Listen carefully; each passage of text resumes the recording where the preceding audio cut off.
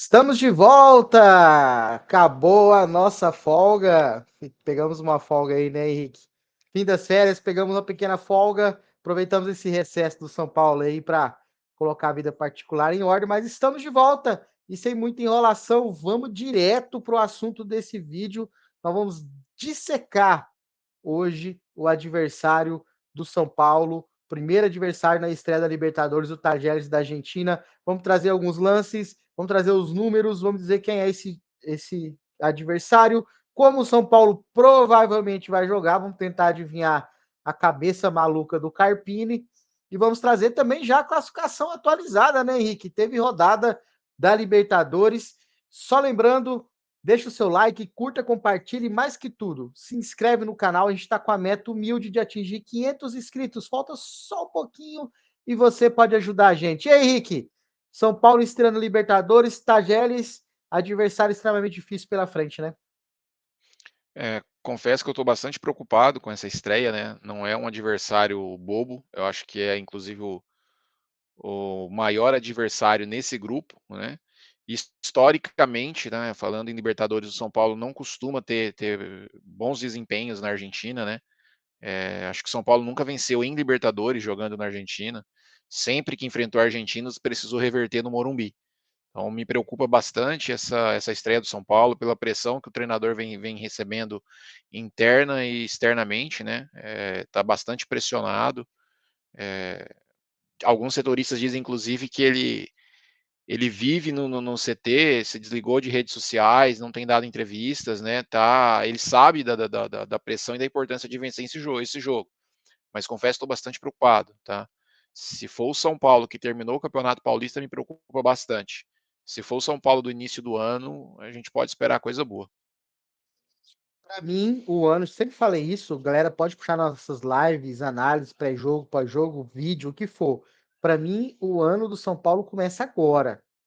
Quinta-feira, dia 4, às 21 horas, horário de Brasília, o São Paulo inicia, na minha opinião, de verdade, a sua temporada, enfrentando o Talheres da Argentina, lá na Argentina, em Córdoba, na casa do adversário, ali começa tudo.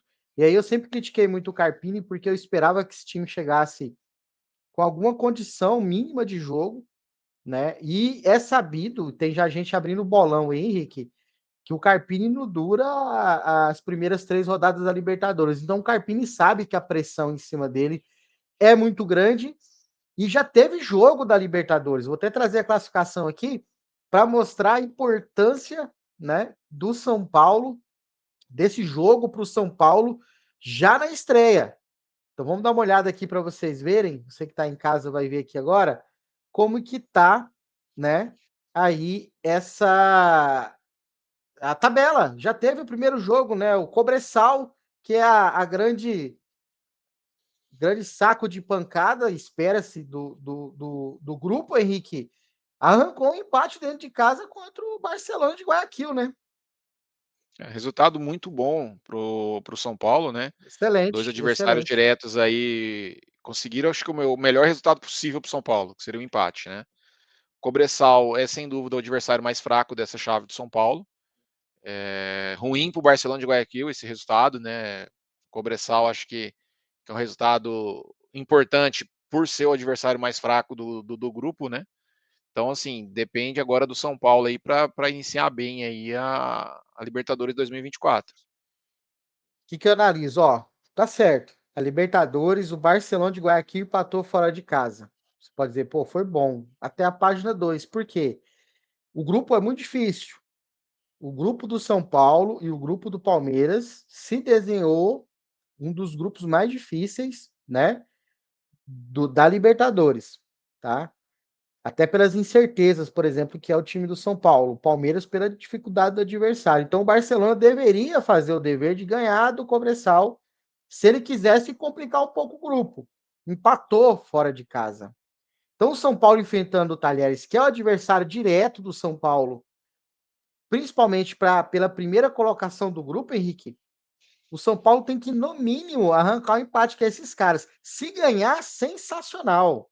Porque aí o São Paulo tem 2 jogos ainda com o Barcelona e 2 jogos com o Cobressal para fazer. E aí, contra o Cobressal, ganhou fora de casa e ganhou dentro de casa, cara, dificilmente o São Paulo não classifica. Então isso só aumenta a responsabilidade do Carpini. Porque se o São Paulo for para a Argentina e tomar um pau lá em Córdoba, aí complica. Porque o Barcelona pontuou fora de casa, então vai jogar 2 jogos com o São Paulo. E o Talheres vai sair na frente com 3 pontos.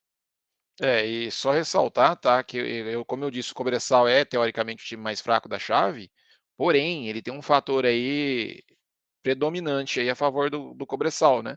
Os jogos do Cobressal é no deserto do Chile, né? Então o estádio, ele não vai mandar os jogos no seu estádio, tá? Por condições de exigências da Comebol, né? Acho que se não me engano é condição de público, né? Então diminui um pouco a altitude, tem uma certa altitude lá, diminui um pouco, mas continua sendo no deserto, tá? Vai levar o jogo para um rival dele lá no Chile, continua sendo no deserto. E sobre a preocupação com o Carpini, tá? Acredito eu que dependendo do que acontecer no jogo de quinta-feira, não sei não se ele já não cai já quinta-feira, tá? Alguns setoristas do São Paulo dizem que caso de um empate jogando bem, uma derrota de repente apertada ali jogando bem, um 2-1, 1-0 é aceitável, tá? Então assim, o que vai passar muito a permanência do Carpini, mais até do que o resultado do jogo da quinta, porque a gente sabe que historicamente o São Paulo não costuma ir bem lá na Argentina, é o desempenho, tá? O fato dele ter saído mais cedo do Campeonato Paulista, se a gente for procurar algo de bom nisso, é o tempo de preparação que ele não teve quando chegou, né? Vamos lembrar que o Carpini chegou no São Paulo faltando 5 dias para o jogo da Supercopa. Ele não teve um período grande como teve agora, né, para preparar o time. E na chegada dele, ele falava, por exemplo, que montou um time pensando no Neném, que era o cara de mais qualidade, e ele não pôde fazer isso no São Paulo. Então vamos ver se realmente o trabalho do Carpini vai ter alguma coisa para dar resultado ou não. Eu acho que, dependendo do que acontecer quinta-feira, a vida dele se complique muito. E lembrando, o Rogério Ceni também foi eliminado do Campeonato Paulista na mesma fase que o Carpini. Estreou na Sul-Americana vencendo por 4-2 e foi demitido para a vinda do Dorival, que o São Paulo fez um jogo horroroso dentro de casa, né? Horroroso, horroroso. E aí foi a gota d'água, igualzinho com o Carpini. São Paulo teve as 2 semanas de preparação, né? Lá com o Rogério Ceni, fez a preparação e aí saiu. Agora, o Carpini tá entre o céu e o inferno, Henrique, porque se ele vai lá, vence, jogando um futebol razoável, lá contra o Tajeres, dentro de casa, lá em Córdoba, São Paulo fecha a primeira rodada com 3 pontos e deixa o principal adversário com 0. E tem o Barcelona e o Cobressal com 1.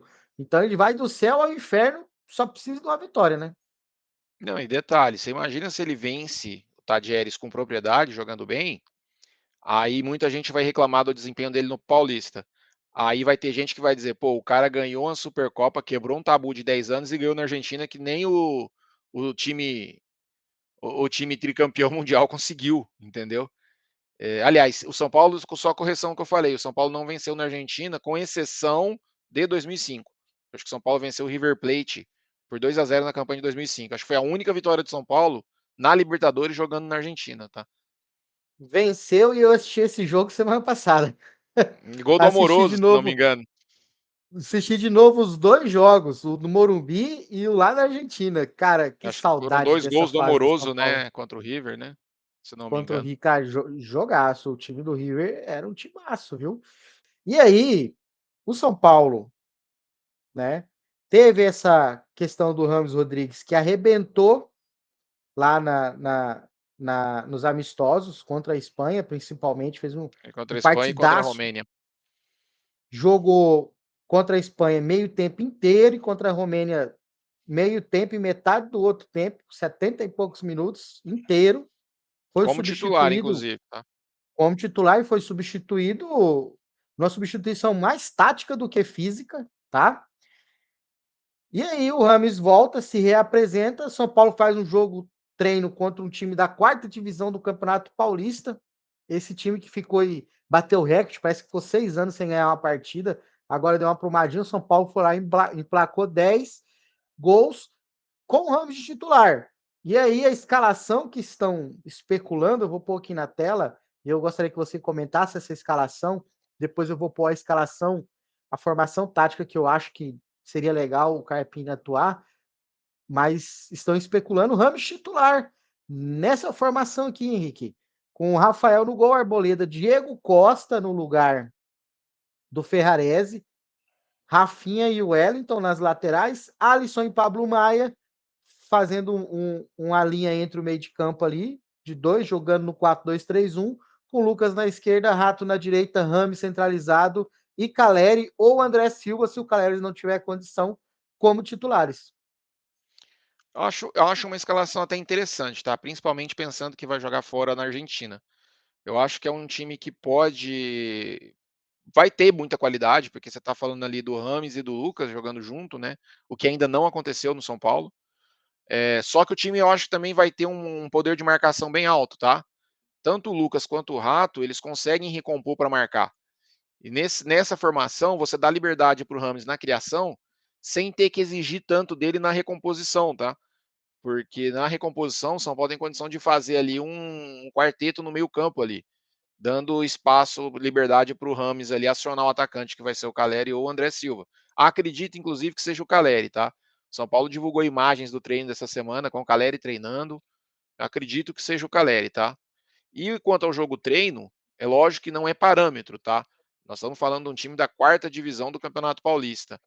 Mas eu vi alguns lances, tá? Desse jogo treino. O que me chamou a atenção foi justamente o desempenho do Rames no jogo, tá? Teve um golaço do Galopo de bicicleta nesse jogo treino, com uma assistência do Rames, né? Teve gol de cabeça do André Silva com assistência do Rames também.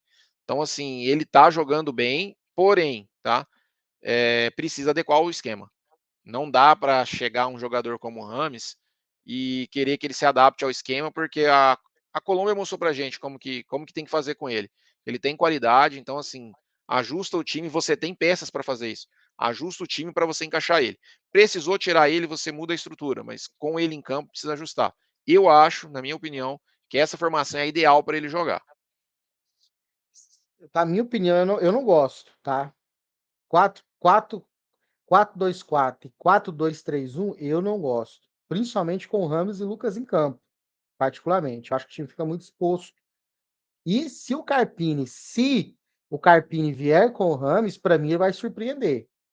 Eu ainda não estou acreditando que o Carpini comece com o Rames titular, principalmente no jogo duríssimo fora de casa. Talvez ele entre com o Rames depois. Mas aí, Henrique, eu trouxe aquela famosa escalação, né? Até que o Muricy sugeriu e o próprio Carpini desenhou no campinho, no losango no meio de campo, né?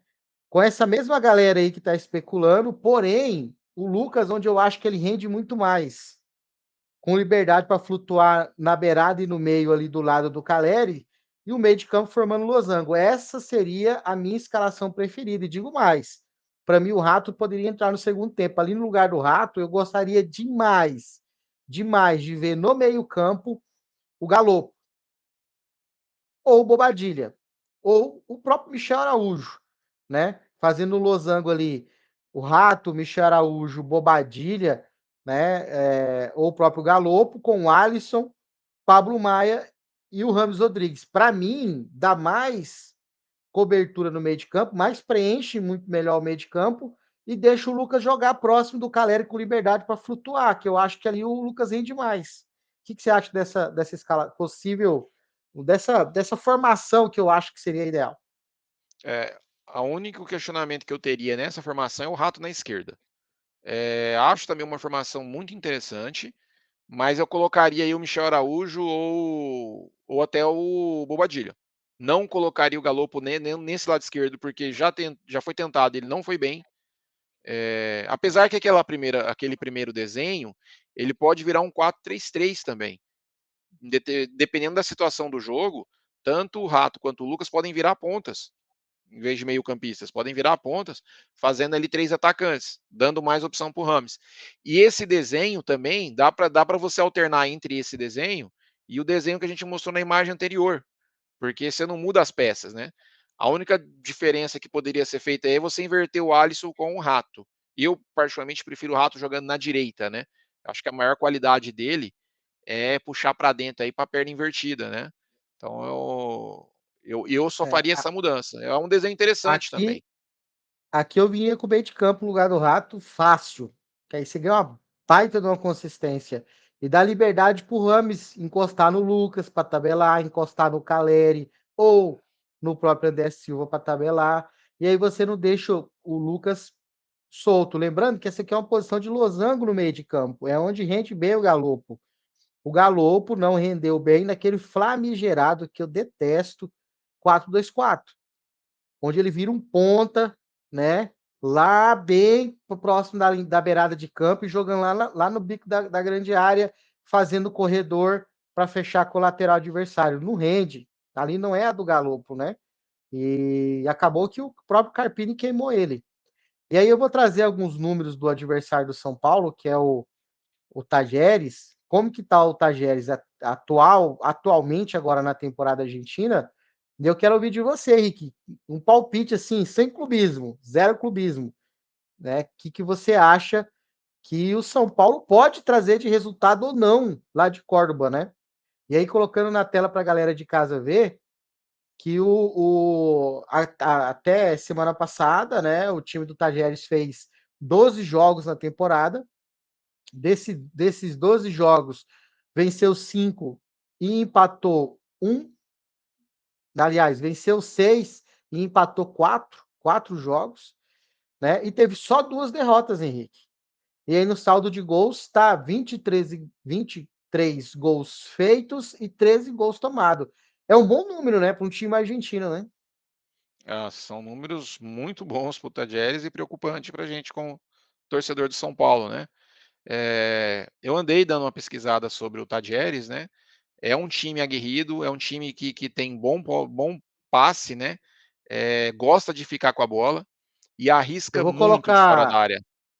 eu vou colocar aí os lances. Enquanto você comenta aí, vou colocar para a galera ver alguns lances do Tajeres no último jogo, em que ele venceu, inclusive, de 3-0. Inclusive, como eu estava dizendo, né? É um time que gosta de ficar com a bola, trabalha bem essa bola, faz inversões procurando espaço, abrir a defesa adversária, né? Arrisca muito chute de fora da área, é um time que não tem medo de chutar. Eu acho que isso é quase cultural na Argentina, né? Eles chutam mesmo. O Tadieri chuta bastante fora da área. Tem um atacante aí que a gente conhece, né? O Nahuel Bustos, né? Que esteve no São Paulo ano passado por empréstimo do City, né? Acabou não tendo espaço no São Paulo, ele pediu para sair e hoje está no Tadieres, tá? É outro ponto de atenção aí para o São Paulo, tá? Bom atacante de qualidade. E tem a famosa lei do ex, né? Então nós temos um ex-jogador lá. É mais um ponto de atenção. Deus Mas me é um livre, sai time. para lá. É, mas é um time bem consistente, tá? Esse time do Tajeres, tá? Os números, inclusive, mostram isso, né? Vocês podem observar nos lances aí, cara, eles trabalham bem a bola. E sempre arriscando o chute de fora da área, tá? Então é um time perigosíssimo. Para mim é o time mais perigoso pro São Paulo aí nessa chave do São Paulo aí, tá? Tem que ter muita atenção com isso daí. E por outro lado, um resultado positivo contra esse time na Argentina, cara, dá muita moral pro São Paulo, viu? Vencer, né? Se vence, né? Acredito que até um empate lá não é um resultado ruim, não, tá, Landrin? Eu acho que o São Paulo sair de lá com um empate na Argentina é um bom resultado pelo que o time do Tajeres também está apresentando, tá? Não é, como eu Mas disse, vamos, é um time muito organizado, viu?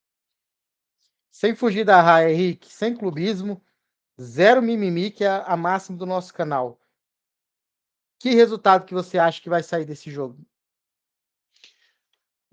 Olha, eu tenho na verdade dois palpites, tá? Como eu disse, se entrar o O time resultado, o jogando, resultado real, real, não o que você gostaria que acontecesse. tá? Então, o na Royal Bustos aí, como eu falei, ó, tá lá. Eu vejo De duas 10, hein? possibilidades, tá? Jogando de 10. Eu vejo duas possibilidades aí. Se for o time do início do ano, com acertadinho, encaixadinho, que foi o time que o Dorival deixou, eu acho que o São Paulo tem condições de sair daí com a vitória. Né? O time que terminou o Paulista com muito custo, sofrendo muito, dá para sair daí com empate. Mas também não é nenhuma surpresa se perde o jogo, tá? Falando no desempenho dos últimos jogos do Campeonato Paulista. Eu acho que dá para sair daí 1-0, 2-1, tá. Eu acho que o time do São Paulo vai vir diferente, acho que o Rames dá outra dinâmica e acredito sim que o Rames vai ser titular. Eu acho que o Rames traz outra dinâmica para o time do São Paulo aí. Acredito aí que dá para sair um placar de 2-1, 1-0 para o São Paulo. Jogo da vida do Carpini? Pode Ah, com cair certeza, depois desse jogo aí? com certeza. Eu acho que isso Com acaba certeza. sendo aí um tempero a mais para a partida, tá. Como alguns setoristas já disseram, né, o Carpini está respirando o São Paulo, praticamente está morando no CT, não sai de lá, não entra em e está totalmente focado, porque ele sabe que esse é o jogo para definir se ele permanece ou não no São Paulo, tá. Eu acredito, tá, não é informação. Eu acredito que esse jogo vai definir a vida do Carpini, se ele fica ou não no São Paulo. Ganhando ou perder, Henrique, independente do resultado, o comportamento desse time em campo vai selar ou não a passagem do Carpini pelo São Paulo, na minha visão. E lembrando, galera, logo após o jogo, estaremos aqui eu e o Henrique ao vivo, ou comemorando ou metendo a hashtag Fora Carpini, mas você vai estar aqui ao vivo Ou acompanhando com a noticiando a gente, saída dele, né. ou notici já no vestiário, já pega o avião de lá e vai embora para casa. São Paulo não é o perfil do São Paulo não, viu. Mas o Carpini está em risco, ainda mais apesar de ninguém estar falando, pouca gente falou só no começo, mas é sim uma sombra, é o perfil que a diretoria não quer, nem eu gostaria, mas sim, na escassez de treinador, tem o encalço do Filipão aí, tem a sombra do Filipão, que simplesmente, das últimas 10 Libertadores que participou, esteve em 6 finais. E não caiu nenhuma vez na fase de grupo. É sim uma sombra para o Carpini.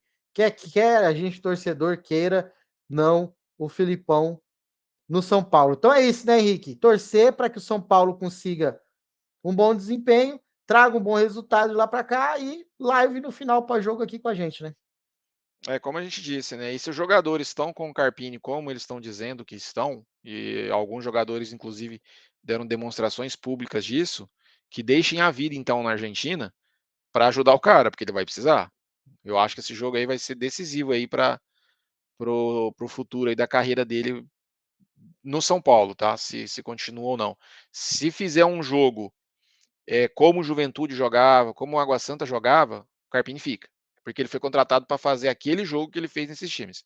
Se vir com o desempenho do Campeonato Paulista, ainda mais com essa sombra que você trouxe aí, e não deixa de ser, não que eu goste ou queira, não vem ao caso, mas não deixa de ser uma sombra, tá? E uma sombra pesada, tá? Pode dizer alguns dizer que está ultrapassado, que não é mais, mas cara, técnico que dirigiu o Chelsea, teve em 3 Copas do Mundo, se não me engano, ganhou Campeão da Copa do Libertadores a Mundo. rodo, então assim, é uma sombra que incomodaria qualquer um, né.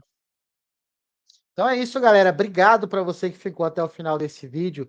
Curta, compartilha, joga esse vídeo lá no seu grupo de WhatsApp e mais que tudo, se inscreva no canal. Nós estamos com a meta humilde de atingir 500 inscritos e você pode ser um desses 500 inscritos. Então, um forte abraço, ativa o sininho. Vai ter mais notícia, mais informação e vai ter a live pós-jogo, se Deus quiser, para comemorar a vitória do São Paulo na estreia da Libertadores. Então, valeu, um forte abraço e até a próxima.